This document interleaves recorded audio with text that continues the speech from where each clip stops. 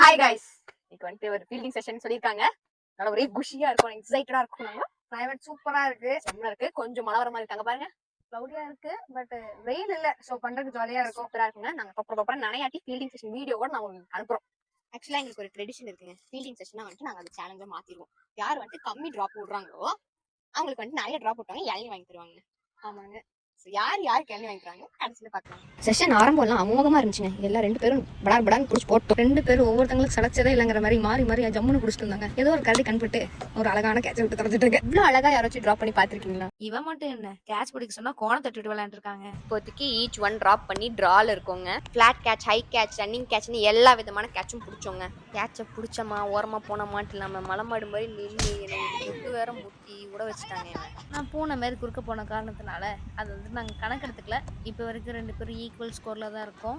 ஒரு க்ளோஸ் கால்னால அவனுக்கு 2 ட்ராப் ஆயிடுச்சுங்க. பொருளை வித்த காட்டுவான், ஏமாந்துடாதீங்க.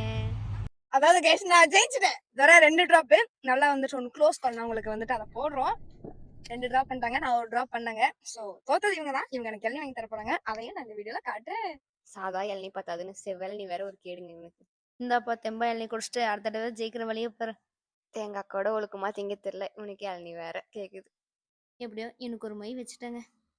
அவ்வளவுதாங்க, விடை பெறுகிறோம்.